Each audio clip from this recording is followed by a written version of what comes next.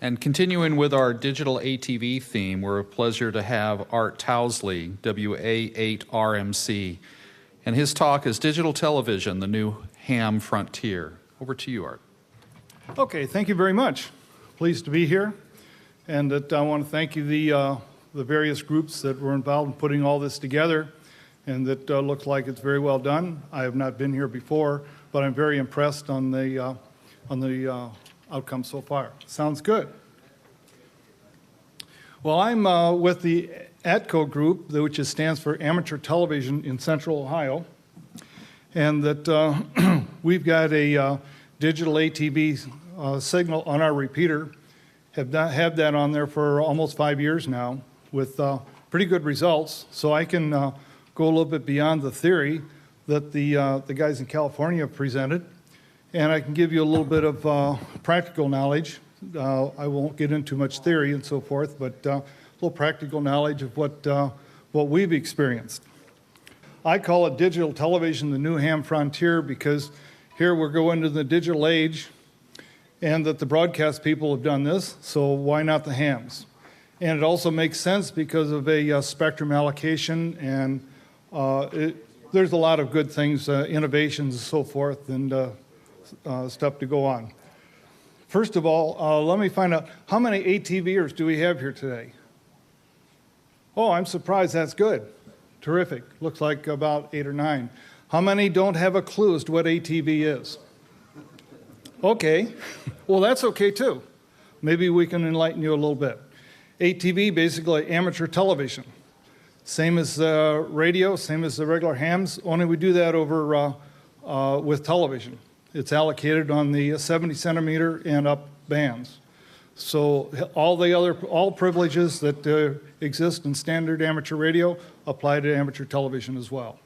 And all modes are allowed on 70 centimeters and above. That help? Okay, good. First of all, the advantages of digital over analog is the picture quality is nearly perfect. So you gain a lot with the picture quality. You don't have the old fuzzy snow-looking pictures that I can hardly see you or I can't see you at all. It's either there or it's not there. Second of all, the noise and multipath cancellation is possible. As the guys in California have outlined that you can eliminate or you can minimize the multipath. Multipath and analog produces ghosting, and you remember seeing that in your regular television set when you had the analog situation. There was, in some cases, if you're near high buildings, a lot of ghosting involved. With digital, all ghosting is gone. They do that in a variety of different ways. The next thing is noise reduction. You get a much higher signal-noise ratio. You can cancel out the noise. The digitization of the MPEG-2 compression pretty much eliminates, or not eliminates, it minimizes, let me say, the noise involved. The can occupy less bandwidth depending on symbol rates involved, symbol rates set up. Can be less, can be more. It depends on the resolution that you want and the speed of the subject. Transmit less power for the same range. Significantly lower reduction in overall power can give you the same amount of broadcast range. I'll give you a little bit better view of that a little bit later. Also, last but not least, it's always neat to be on the leading edge of technology. You get bragging rights. And we as the ATCO group have had bragging rights of being the only one in the United States that have had digital television on an amateur repeater for almost 5 years now. As a matter of fact, it's a little over 5 years, January of 2004 to be exact. Disadvantages. Most of the digital is in Europe. They've done all the pioneering on that, and that fortunately we have not done very much in the United States. I'd like to change that, but I need help. Transmit boards are expensive. As they had pointed out previously, a set of transmit boards to get even a modest signal on the air costs over $1,000. Many hams, being cheap, don't want to invest in $1,000 for a less than 1 watt signal. So transmit boards are difficult to build. Most of that is all surface mount technology. Yes, it's difficult to roll your own, so that's a problem. Modulators require interlaced video. At this particular point, most of the modulators that the software involved in digital MPEG compression requires it to be interlaced. That's not a problem as far as cameras are concerned because most cameras are all interlaced. However, some ID boards are not interlaced. That becomes an issue. The transmit-receive latency of about 1 to 2 seconds. Sometimes this is an interesting thing to play around with. I know that on our repeater, I've got a 1260 megahertz analog signal and a 1245 megahertz digital signal. I can put the two monitors side by side, and you can see the analog signal, and you can wave your hand, and about a second and a half later, you can wave your hand, you can see it coming back in the digital. That's great with the guys with the bald spot in the back of their head, that they can turn around and around back and forth, and in the digital, they can still see the bald spot. So it's got an advantage somewhere along the line. But there is, no, I'm not picking out any one particular person here. But it's something to play with. But because you've got a latency of that magnitude, trying to use digital for linking of repeaters can be an issue. You double the latency of 2 to 4 seconds. If you've got a full duplex loop, you may have a difficult time getting people to coordinate their conversations if they got to wait that long. So a lot of people want to interrupt and make their comments known immediate. So it's an issue. Ungraceful fade margins. Analog is kind of nice because in that respect, as the signal gets weaker, you get more snow and more snow and more snow till you get to the point where you almost can't see anything. But at least you can see something. You can tell that the guy is there. You can at least point your antenna to optimize the signal strength. Digital, if you don't have a signal quality worth watching, it's a blue screen. It's blank. Then once you get up above that threshold margin, bingo, you get a P5 picture or a snow-free picture. I'll explain those settings in a minute. Okay, signal chart follows, just roughly. Analog TV signal reporting and digital is we rate the amateur television in P0 to P5 as a difference to the S1 or S2 signals. Each P number is each P increase is 6 dB of signal gain. And P0, an example there, is that analog, I can see, just barely see you. Digital, nothing. You go one more, okay, now it gets a little bit better analog. Now it's perfect picture, digital, and so on. It gets a little bit better, and P5. So now you can see the difference between analog and digital, and there's an advantage in analog there that right here you can at least see that there's some barely perceptible signal. Use it for tuning. We've just got to get used to that. That's a disadvantage, and that has to do with here the cliff effect. There's only a 1 to 2 dB signal increase between that picture and that picture there. So, just as a standards overview, I won't go into too much detail here because they covered this in the last session, but the major standards, you got ATSC 8VSB in North America, that's their broadcast standard. DVB-T, Europe, the terrestrial. DVB-C, which is QAM in Europe, USA Cable, and I say there's many variations there because the cable companies in the United States all apply a DVB-C format, but each want to apply their own version of that format because they don't want the opposite cable company or competing cable company to receive their signal, so they encode it in different manners. So although it's all QAM, there's maybe dozens of different formats depending upon which cable company you use. So what that means is it's very difficult, if impossible, using a cable converter to watch amateur television. DVB-H, which is a Europe handheld standard, and DVB-S, which is the Europe and the USA satellite standard. And as they pointed out last presentation, the DVB-S is the preferred standard for amateur television stuff. Okay, the 8VSB disadvantages, complex modulation scheme. It's a fixed data rate. There's a fixed data rate of 19.4 megasymbols. You can't change that. That's fixed in the broadcast standard. AM modulation, I highlight that because it needs high linearity amplifiers. It's because it's an amplitude modulated signal.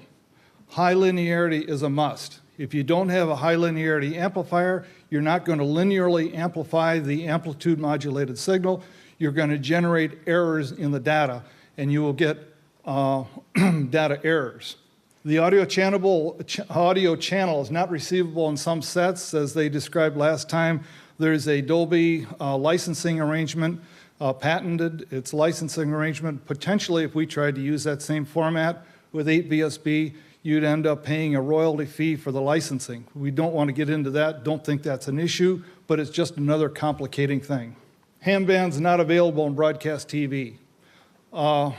We've got the 420 to 450 megahertz band, but ironically, 439.25 is the standard amateur television simplex frequency. That is cable channel 59, when easily received on a standard broadcast TV set from an analog standpoint. However, if you go to the digital side, the 439 megahertz is recognized as a cable channel, and many TV sets automatically look for a QAM signal, and they will not detect an 8VSB signal. So therefore, there's a potential problem with some, if not all, TV sets of not receiving an ATSC signal on a cable channel. So we don't want to get into that issue. Special receive converter need for standard TVs. Cannot use for a mobile. Don't know whether you know that, but at this point, if you tried to use your standard digital receiver in your car, you'll find out you'll go a couple miles an hour and bingo, blackout. It is the design standard is not for mobile motion applications. As soon as it is a stationary application, you cannot use ATSC for in motion when your receiver is in motion. So that mobile ATV is out for that. Okay, the DVB-T disadvantages. Receivers not in use in USA, no need. I just went through that real quickly. DVB-C disadvantages, no common standard. Variations, as I mentioned, by cable company and the common receiver not available. DVB-H, no well-defined standard, no receivers available. Okay, now DVB-S, as you guessed, DVB-S is what I would prefer. That's what we would prefer. That's what the guys in California would prefer. So, what are its disadvantages? Nobody's using it in the United States, except ATCO. We are using it at this present time, but nobody else is using it. We'd really like to encourage that use. We need to get that technology going. We need designers. I can handle some of the hardware, but I don't have a clue as to how to design the software for something like this. That is a complex issue, and is not something that's put together very easily. So we need to get somebody to start working on that, unless we want to buy the designs from the Europeans. I can't think of any others. If that's the case, now the advantage. Why is DVB-S advantageous for ATV? Well, without going into each one, we can use free-to-air receivers. You've heard of the satellite free-to-air system. You can buy a standard free-to-air receiver for DVB-S from $10 to $50 on eBay. If you want to go down to your local satellite store, you can buy one brand new for about $125. So the receiver is very easy. You get the DVB-S receiver. It's set up for, if you want to use it on 1200, it's set up for that frequency. Plug a standard monitor into it, the output of the receiver, you're off and running. High linearity amps are not required for an error-free signal. I can talk about that a little bit later, but high linearity amps are desired, but not necessary to generate an error-free DVB-S signal. So that's a big one. Inexpensive LDMOS brick amplifiers. There are some brick amplifier modules that are available that have a few 3, 4, 5 milliwatt input, can generate 10 to 15 watts output. The bricks cost about $75. Very easy to come by on the for the use on the 1200 band. Multipath cancellation. There is on DVB-S, there is multipath cancellation. It's the Reed-Solomon-Viterbi, I can't pronounce that correctly, algorithms that do some multipath cancellation. We have found with experiments that that is wholly adequate for ham use. The modulation is not subject to motion limits. We have tested this mobile ATV in cars up to 50, 60 miles an hour, no dropouts whatsoever. In fact, we were absolutely amazed at how well it works in a suburban environment, downtown Columbus, Ohio, tall buildings. It worked very, very good. You have a lot of ghosting, a lot of echoes, or with the minor situation of very quick dropouts, and we had one situation where it froze when we went under an underpass. It was perfect picture. There was no fading, no motorboating, no picket fencing or anything like that. So we were very, very pleasantly pleased. Less bandwidth than others. We all want a narrower bandwidth for the spectrum. It's easy to achieve multiple channels within a single carrier. We are using 2 channels of video and 1 4 megahertz signal. Works great. And it also seems the best for space shuttle for ATV use. A lot of people are talking about using digital ATV for space shuttle communication. I think this is about the best format that we could come up with. Okay, some of the details of DVB-S, the modulation methods. It's QPSK, it's 4-quadrant FM modulation. Again, it's a frequency modulation, not amplitude, so therefore slight nonlinearities in the amplifier is not a big deal. It's low signal noise ratio requirements. The encoding, we use MPEG-2. Reed-Solomon-Viterbi, I don't know how to pronounce it, okay, forward error correction.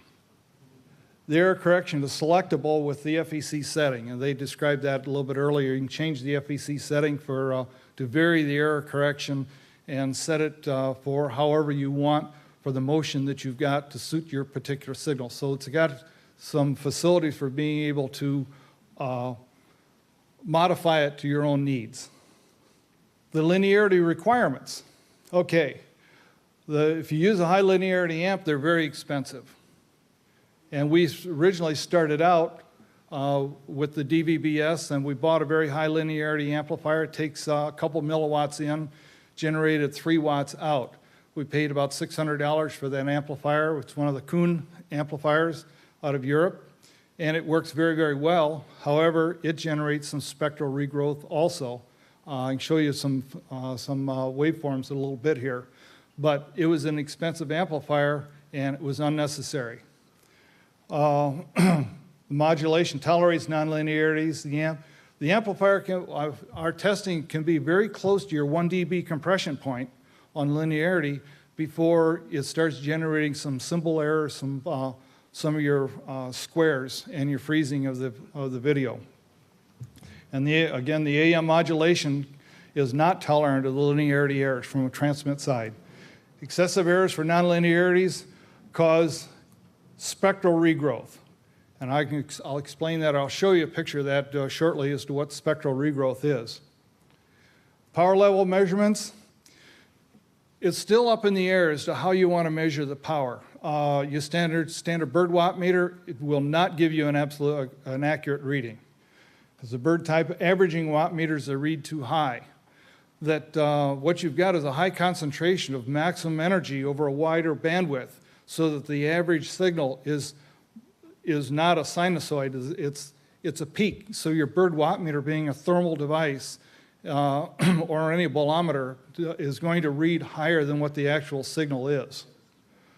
So the bird reading divided by about 3 to 5 will approximate the peak value. I was told that you should take the bird reading, divide it by a 10 to get an actual value. In other words, a 1 watt bird signal is in actuality about a 100 milliwatt signal.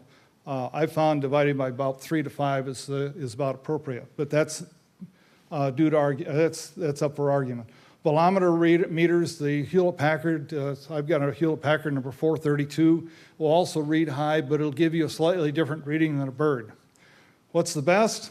Spectrum analyzer. You know exactly what you've got going on. Spectrum analyzers are a little bit more difficult to come by, they're expensive and so forth. But it's still the best way to view the envelope. Okay, that's so much for the details on the different formats and so forth.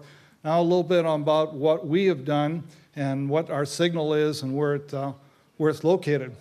We're located in downtown Columbus. That's the tallest building in Columbus. That's 47 floors. Our transmitter is located right up there, and our antennas are buried in there someplace. For what it's worth, that's a fantastic place to transmit, 650 feet above street level. I've got about 30 feet of coax from there down to the location below.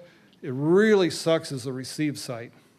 The city of Columbus has got 28 different transmitters on frequencies from 400 through 10 gigahertz that are operating in the same room. NOAA Weather is located about 5 feet from our transmitter and does also provide an issue. Filtering, filtering, filtering. Need I say more about that? Okay, but other than that, you know, it's a nice site to be. We're glad to be there, and that we're lucky to have that spot, and we respect it. Okay, there's just a slide of some of our the slides that we get. Obviously, those are P5 pictures. That's actual digital picture that I've taken off of the repeater here at my house. DVB-S operational details. We've been operational 24/7 since January 7th of 2004. I've added a power amplifier to up it just recently, and I'll give you a little bit more details about that in a minute. We're using 3.125 megasamples with a 3 to 4 error correction, and we got 2 channels of live video with decent motion and see no freezing of the picture whatsoever. It's totally adequate for amateur use. As a matter of fact, you can't tell it from a broadcast signal. The initial output was about 2.5 watts as measured by a bird at the antenna, and we added an 18-watt amplifier this last June. Typical range, we get at least 40 miles radius on a reliable basis. The band is up a little bit. We can get a lot further than that, but it's reliable with the antenna 30 feet above the ground and a 10 to 12 dB Yagi antenna. We get about a 40-mile radius. I got a guy that lives 45 miles from me, north of me, that receives it all the time. The signal does have a better range than we have a 50-watt analog signal on the same frequency, 10 megahertz above us. Same type of antenna, same elevation, and we get better reports than our 50-watt analog signal.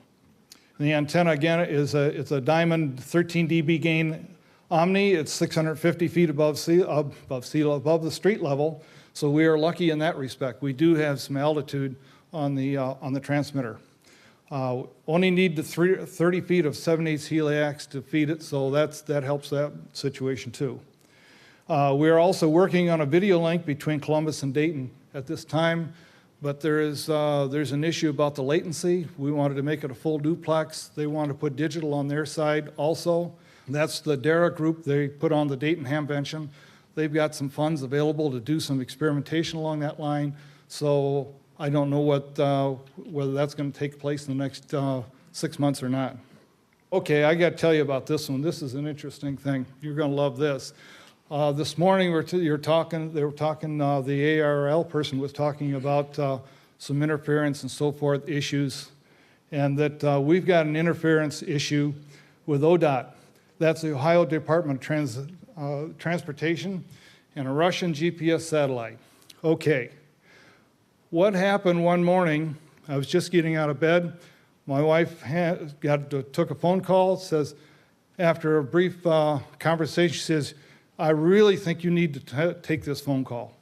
Well, I did, and the person announced them, this is the FCC in Detroit, Michigan, and we have an interference request from Department of Transportation in Columbus, Ohio. And I thought, okay, this has got to be candid camera or something of that nature. This has got to be a joke. Finally, I found that, yes, it was a bona fide call. He did identify as FCC from Detroit. We talked for a while, and they said that what situation was that Russia has got one of their GPS satellites they put on 1250 megahertz, right smack in the middle of the 1240 to 1280 or 1240 to 1300 megahertz ham band, which incidentally, that's a ham band here in the United States. It's ham band in Europe. It's a ham band in Russia. Why did they do that? Because they can. I've never found why, but they put their signal there. The Ohio Department of Transportation wanted to use this signal for their altitude measurements, for their surveying, so forth. Our transmitter was operating on 1250 megahertz analog at that time, and we identify with a bulletin board every half hour for about 4 minutes. So they noticed that every half hour they lose their survey readings. And they spent 6 months trying to figure out where this signal was coming from that was interfering with their accurate measurements. After they'd spent a number of millions of dollars in brand new receivers to receive the satellite from Russia, they were getting interference and they were really mad. They finally gave up, called FCC. FCC brought all their trucks down to Columbus, Ohio, in a half an hour located my signal. And he says, well, don't have to worry, Art. We checked your signal. We found a couple others that were operating at that same location that we found an error on, and we shut them down. But your signal is okay. You're operating legally within the ham band. You've nothing to worry about. We're going to go back and tell ODOT that they've got to do whatever they've got to do to fix it because you're legal. Well, he called. Felt real good about that, but about 2 days later, he called back and says, I got bad news for you. He says he was double-checking the record and found out that there's a recently added clause in the FCC rule that says radio navigation is not, interference to radio navigation is not allowed on the 23 centimeter ham band. And so based on that clause, you guys have got to vacate. So ODOT was basically nice. They gave me some time, but said, yes, you got to vacate. So we did. We moved the 1250 megahertz analog signal to 1260. We moved the 1260 digital signal to 1245. We've got a 4 megahertz wide signal. That's plenty of room. I'm still a megahertz or so below the 1250. 1250 is clean. Put it on the signal, 2.5 watts. Everything's fine. They said, no interference, we're fine. This last June, I added the 18-watt amplifier. Spectral Regrowth put that noise into the 1250, right on 1250. I got a phone call. You're interfering with us again, do something. Well, I took the 18-watt amplifier off the air until I built an interdigital filter, built a filter to cut out the spectral regrowth, put it back on the air. They haven't called me yet. So that's my story in that half of it. Sorry to take up that much time, but I had to tell you about that. It was interesting. Was it worth it? Okay, but that points out that we've got an interference. Here we are operating analog on 1250 for over 10 years without a problem. That standard was not in effect at that time. They added it since then. We're not I said, aren't we grandfathered? Sorry, they said, you've got to move.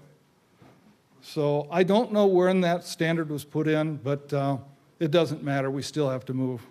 Okay, that's a picture of our transmitter that we've got downtown that we've had operating for about 5 years now. These are the Dutch or the Netherlands boards. There's 3 people in Europe that make ATV boards. They call the D-ATV board set. It's in the Netherlands. Also, there's SR Systems, and there's a group in Germany from Wuppertal University that got a set of German boards. I've got a transmitter in the other room, the first show and tell, that shows that that's our backup transmitter for the German boards. They work good too. I just prefer this particular set. It's worked very, very nice for us. It's a 3-board set. It's the encoder. We've got the MPEG-2 encoder, the AQ baseband board, and then the modulator. And that generates a couple milliwatt signal, goes into our high linearity Kuhn amplifier, and generates out about a 2.5 watt signal. That board set has got an additional connector on the back for a second transport stream. So we can just add another MPEG-2 encoder board to the other side for 2 channels of video. So channel 1, channel 2, common IQ board goes into modulator, out with about 2.5 watt signal. So it's very clean.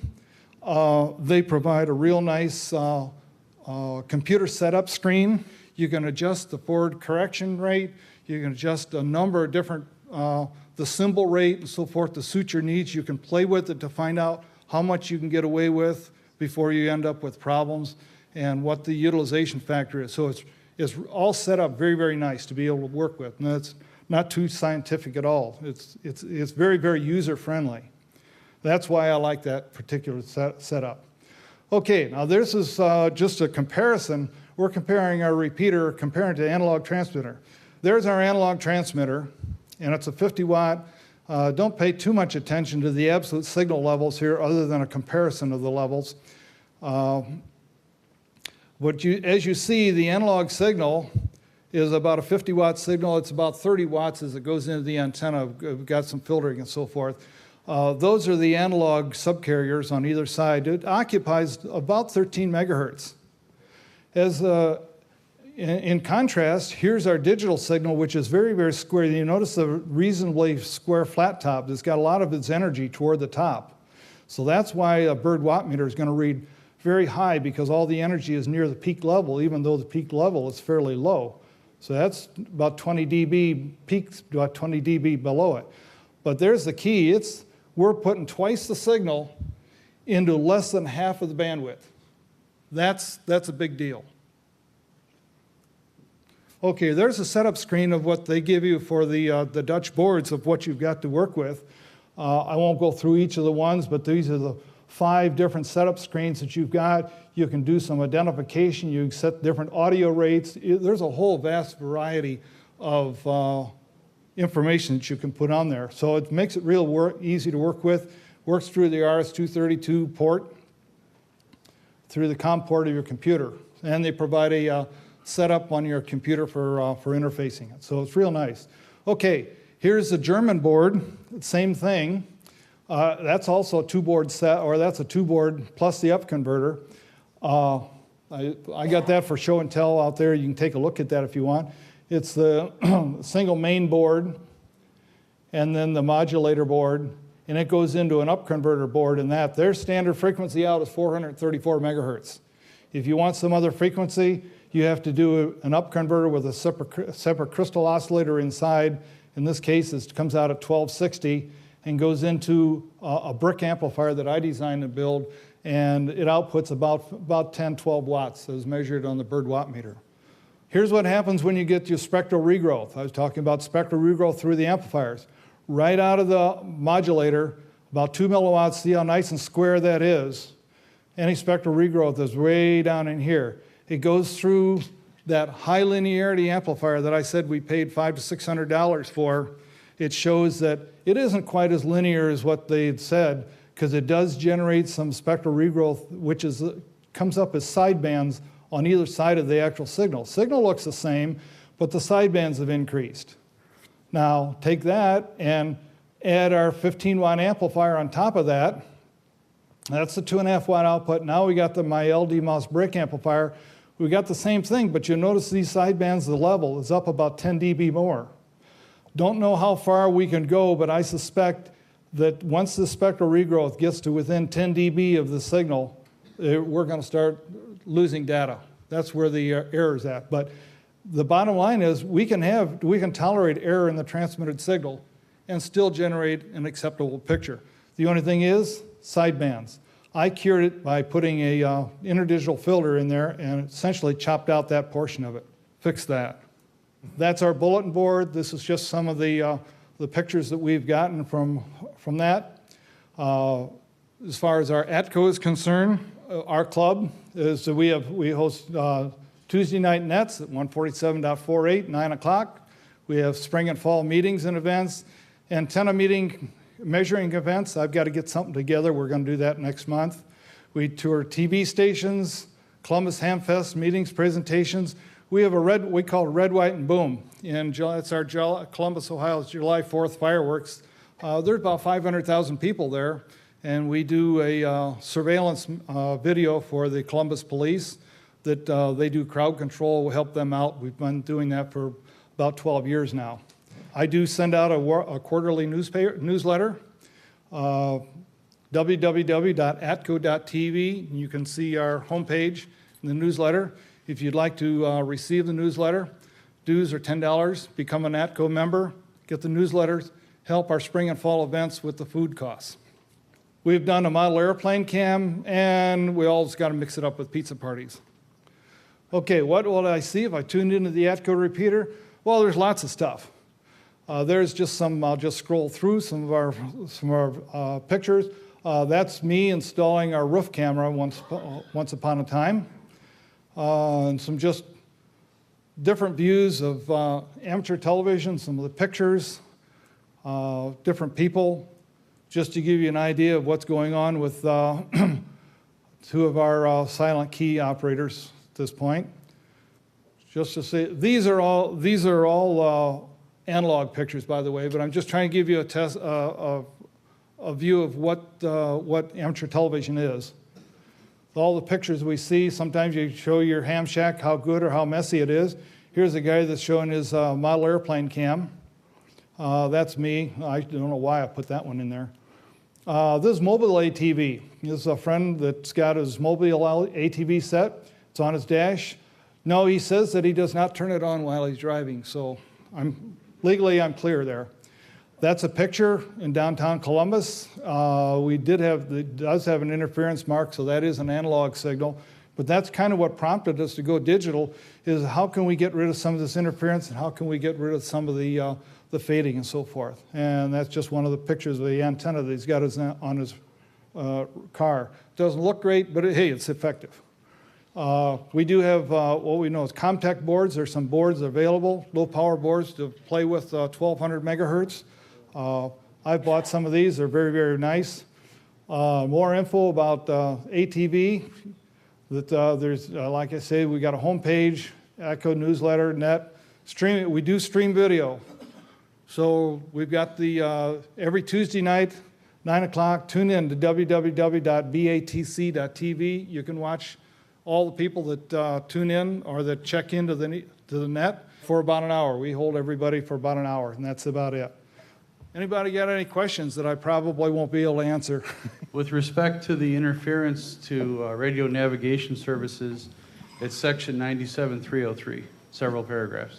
Yeah, I did not know which paragraphs those were. I knew that it was in there because I had to verify that. Art, you talked a little bit about, and the California folks talked about multipath. I'm standing over here. Oh, okay, I got you.